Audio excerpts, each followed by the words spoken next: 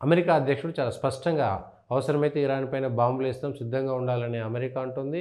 మీరేం చేయలేరు, ఏం చేస్తారో చూడండి అని చెప్పేసి ఇరాన్ అంటుంది. ఎట్లా మనం అర్థం చేసుకోవాలి? ఇరాన్ ఎందుకంత దుందుడుకుగా ఉంది? అమెరికాకి ఎందుకు భయపడడం లేదు? ఇప్పుడు దీన్ని భారత్ చూసారా భయపడ్డారు, కానీ ఇరాన్ కూడా భయపడతలేదని మన దేశంలో కొందరు మాట్లాడడం మొదలుపెట్టారు.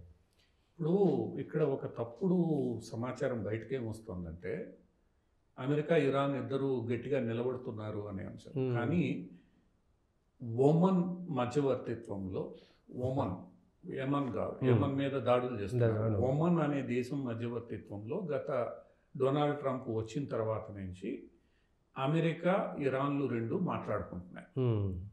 మొన్న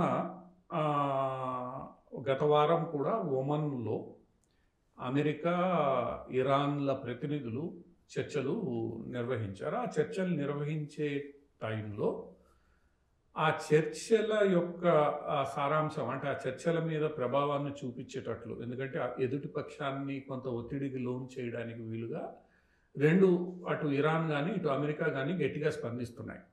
ఒకటేమో అమెరికా నువ్వు మాట వినకపోతే నీ అంతు చూస్తానని బాంబర్లను మోహరించడం, ఇదంతా చేయడం, మన హిందూ మహాసముద్రంలో ఉన్న బ్రిటన్ సైనిక వైమానిక స్థావరంలో B-2 బాంబర్లను మోహరించడం, ఇదంతా అమెరికా కూడా నువ్వు మేము చెప్పినట్లు వినాలి లేదా అగ్రిమెంట్కి రావాలి అని ఒత్తిడి చేసే ఇది వెనక నుండి జరుగుతున్నది.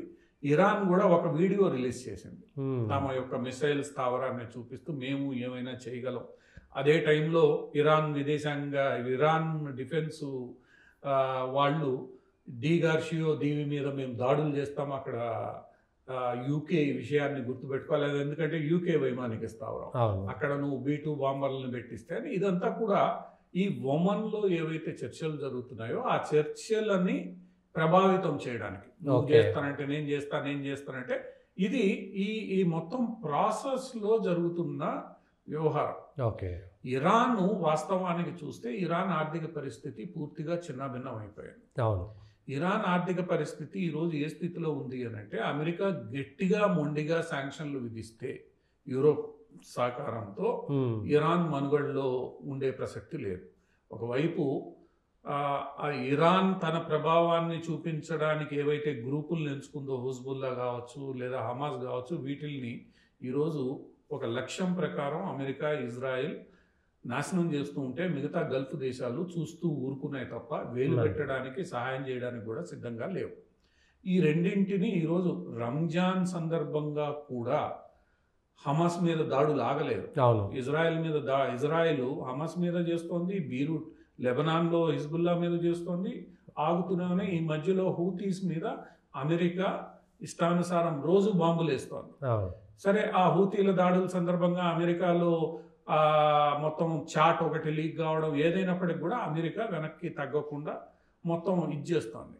సో ఈ హూతీల మీద అమెరికా దాడులు, హిజ్బుల్లా హమాస్ మీద ఇజ్రాయెల్ దాడులు అమెరికా మద్దతుతో. ఎందుకంటే అమెరికా ట్రంప్ వచ్చిన తర్వాత కూడా గత వారంలో ఇజ్రాయెల్కి అవసరమైన ఆయుధ సంపత్తిని మొత్తం అందజేసింది, అవసరమైన ఆయుధాలని సరఫరా చేస్తాం, సైనిక సహకారం అందిస్తామని స్పష్టంగా డొనాల్డ్ ట్రంప్ ప్రకటించాడు. ఈ నేపథ్యంలో రెండు వైపుల నుంచి ఇరాన్ మీద ఒత్తిడి పెంచే ప్రయత్నం జరుగుతోంది. ఇరాన్ ఏమో నేరుగా అమెరికాతో మాట్లాడే పరిస్థితుల్లో లేదు కాబట్టి ఒమన్ రాజుకి అన్ని వైపుల నుంచి మంచి పేరుంది ఆయన నేతృత్వంలో. ఎందుకంటే ఖతార్ను ఇరాన్ పూర్తిగా నమ్మే పరిస్థితుల్లో లేరు. ఖతార్ బేసిక్గా గాజా ఈ టాక్స్ మీద ఖతార్ ఆగుంది. సో ఈ టాక్స్కి వాళ్ళు ఒమన్ ఎంచుకున్నారు. ఒమన్ రాజు రెండు వైపులా మాట్లాడుతున్నాడు, ఆయన ఆధ్వర్యంలో ఈ చర్చలు జరుగుతున్నాయి. ఇరాన్ ఇంకొక వైపు ఇరాన్ మీద ఒత్తిడి పెంచడానికి డొనాల్డ్ ట్రంప్ రష్యాని కూడా వాడుతున్నాడు. ఇరాన్ రష్యా కలిసి ఉంటాయి కాబట్టి యుద్ధాన్ని నేను కంట్రోల్ చేస్తా, నువ్వు అక్కడి నుంచి బయటపడతావు, నువ్వు ఇరాన్ మీద ఒత్తిడి పెంచు అని చెప్పి ఇదంతా కూడా ఈ సమస్యల పరిష్కారానికి జరుగుతున్న ప్రయత్నాలలో ఎవరి స్టాండ్ని వాళ్ళు బలంగా ప్రజెంట్ చేయడానికి జరుగుతున్న ఇది. ఏదేమైనప్పటికీ కూడా ఇవేవి ఒక్క రోజులో తేలే అంశాలు కాదు. ఇవన్నీ కూడా సమయం తీసుకునే అంశాలు, ఎమోటివ్ ఇష్యూస్ కూడా. ఏంటంటే మతం అనేది ఒకటి ఇన్వాల్వ్ అయ్యేసరికి ఈ ఇష్యూస్ని అంత ఈజీగా సాల్వ్ చేసే పరిస్థితుల్లో లేరు. సో ఈ టిట్ ఫర్ టాట్ ఏదైతే ఉంటుందో ఒత్తిడి పెంచేది, ఇది కొనసాగుతూనే ఉంటుంది. ఈ స్టేట్మెంట్స్ వస్తూనే ఉంటాయి. అవసరం అనుకుంటే వాళ్ళు కొన్ని బాంబులు వేయడం, వీళ్ళు కొన్ని బాంబులు వేయడం, ఈ ప్రెషర్ టాక్టిక్స్ ఏవైతే ఉంటాయో అవి పనిచేస్తూ ఉంటాయి. ఇక యుక్రెయిన్, దీనికి ముడిపడి యుక్రెయిన్ కూడా ఉన్నప్పుడు యుక్రెయిన్ కూడా అంత సులభంగా సాల్వ్ అయ్యేది కాదు. యుక్రెయిన్ ని సాల్వ్ చేయాలి అని అంటే ముందు యూరోప్ కూడా దానికి సంసిద్ధత వ్యక్తం చేయాలి. అమెరికా తాలిబాన్ ఆఫ్ఘనిస్తాన్ నుంచి టక్కని బయటకు వచ్చినట్లు యుక్రెయిన్ నుంచి బయటికి రాలేరు. ఒకవేళ బయటకు వస్తే రష్యా ఏం చేస్తుంది, రష్యాని కంట్రోల్ చేయాల్సిన బాధ్యత కూడా ఉంటుంది. మీరు సంవత్సరాల తరబడి రష్యాకి వ్యతిరేకంగా పనిచేసి ఈరోజు రష్యాకి అనుకూలంగా ఒకసారిగా వెనక్కి రాలేరు. మొత్తం యూరోప్ మీకు వ్యతిరేకంగా తయారయ్యే అవకాశం ఉంటుంది.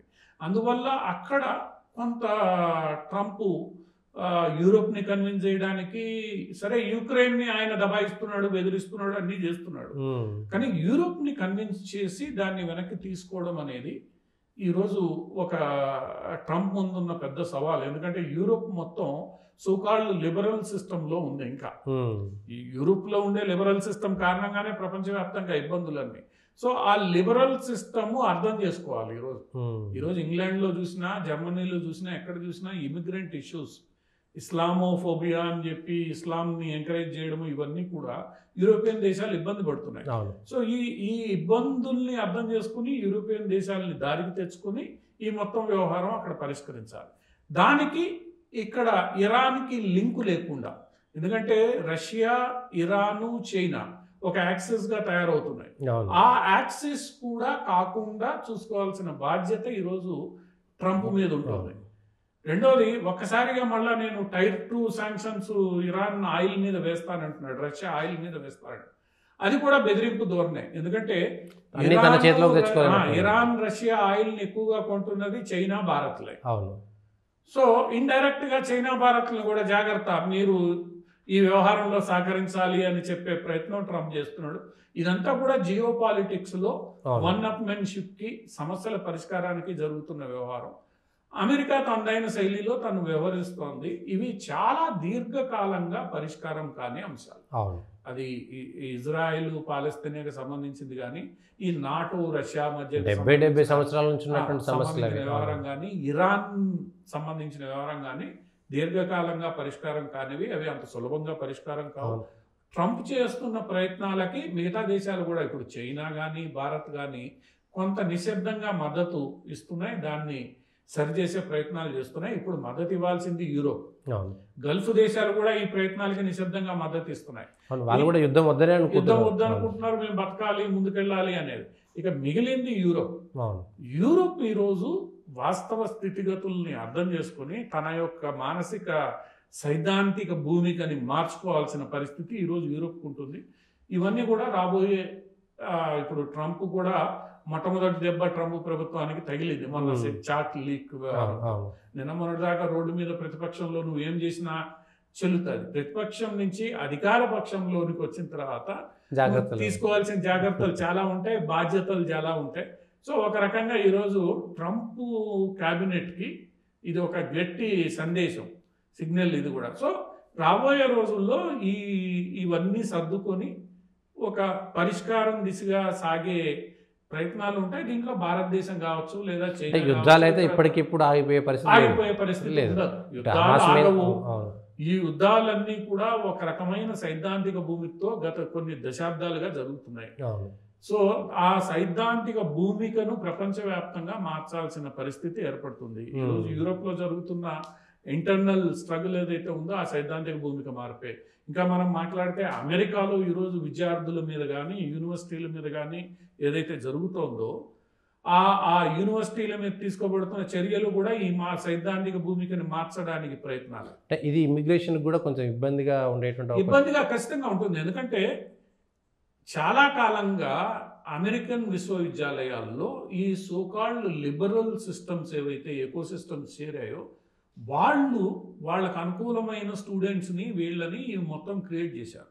అది కేవలం సిద్ధాంతాలని ప్రాపగేట్ చేయడము, వాటిని ప్రమోట్ చేయడము, బలపరచడమే కాకుండా ఆర్థిక వనరులుగా కూడా మార్చుకుని వాళ్ళు దీన్ని ఇచ్చేస్తున్నారు. ఈరోజు యుఎస్ఎయిడ్ ఉదంతం కూడా మనకి ఇదే చెప్తోంది. ప్రభుత్వం నుంచి నిధులు వస్తున్నాయి, వందలాది కోట్లు.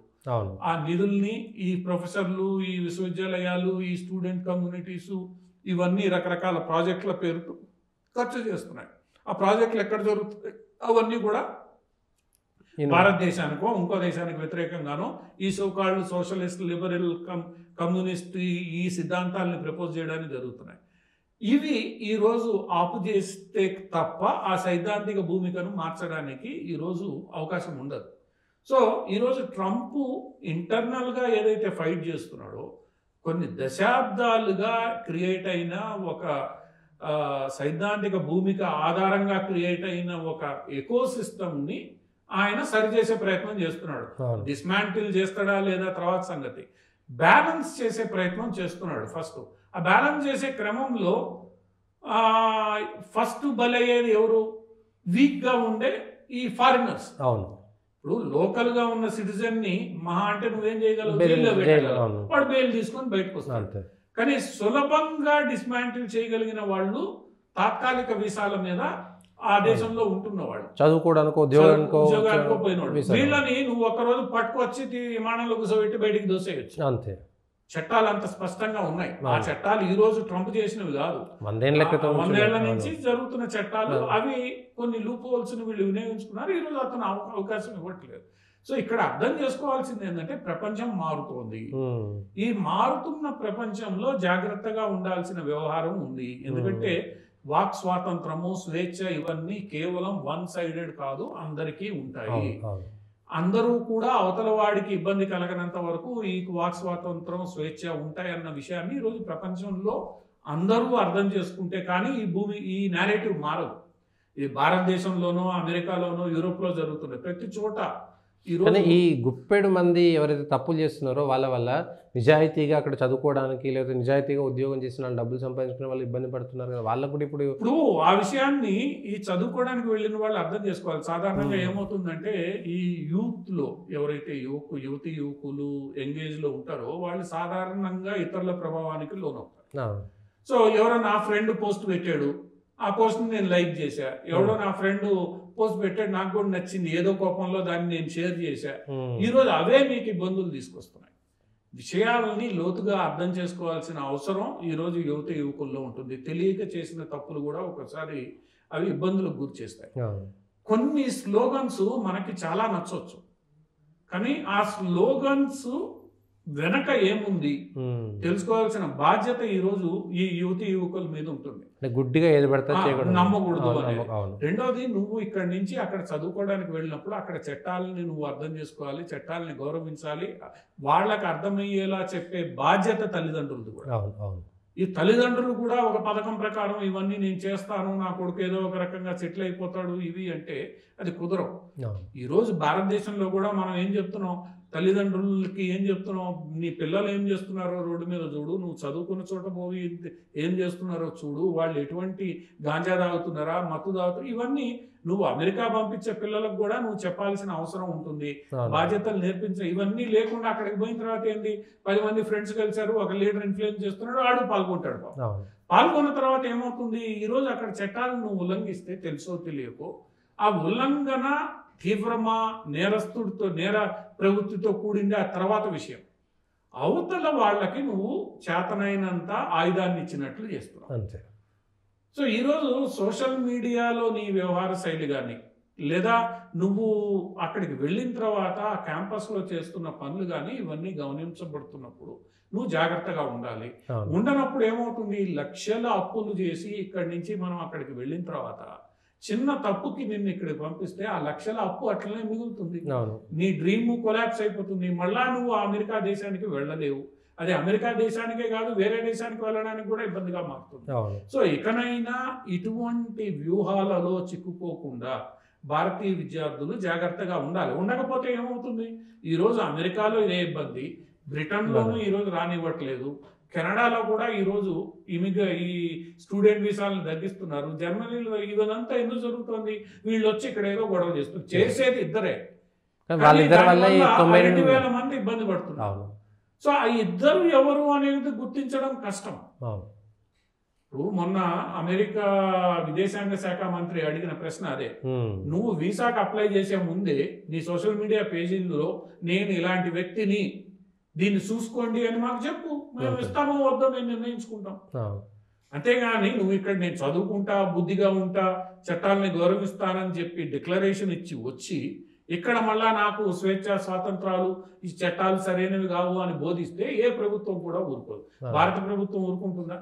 నిన్నగాక మొన్న అమిత్ షా ఒకటే మాట అన్నాడు, ఇదేమి శరణాలయం కాదు, అనాథ శరణాలయం కాదు, ఎవడు పడితే వాడు రావడానికి అని చెప్పి. అందువల్ల ఏ దేశం కూడా అంగీకరించదు. ఒక స్థాయి వరకు టాలరేట్ చేస్తారు. అంటే వీడు క్రిమినల్ కాదులే ఏదో మాట్లాడుతున్నాడు అనుకున్నంత వరకు చేస్తారు. కానీ అది ఒక స్థాయి దాటి వ్యవస్థలకు ఇబ్బంది కలగజేసినప్పుడు అది చిన్న పనా పెద్ద పనా అనేది చూడడం ఉండదు. మాస్గా అందరి మీద శిక్ష పడుతుంది. అది గుర్తుపెట్టుకోవాల్సిన బాధ్యత ఈరోజు భారతీయ విద్యార్థులకి లక్షల కోట్లు అప్పులు చేసి ఆ దేశాలకు పంపిస్తున్న వాళ్ళ తల్లిదండ్రులకు కూడా చక్కగా చదువుకోరా బాబు, చదువుకొని ఉద్యోగం చేసి సిటిజన్షిప్ సంపాదించిన తర్వాత నీ రైట్స్ హక్కులు అవన్నీ నువ్వు మాట్లాడుకోవచ్చు. ఈ ట్రాన్సిట్ పీరియడ్ సంధికాలం ఏదైతే ఉంటుందో ఈ సంధికాలంలో జాగ్రత్తగా ఉండాల్సిన బాధ్యత ఆ పిల్లల మీద ఉంటుంది, వాళ్ళని పంపిస్తున్న తల్లిదండ్రుల మీద ఉంటుంది. లేదంటే ప్రభుత్వం ఏమీ చేయట్లేదు, ఇంకోళ్ళు ఏం చేస్తున్నారు, అన్యాయం జరుగుతుందని ఎంత గగ్గోలు పెట్టినా అది జరిగే పని కాదు, దాన్ని నువ్వు ఆపలేవు.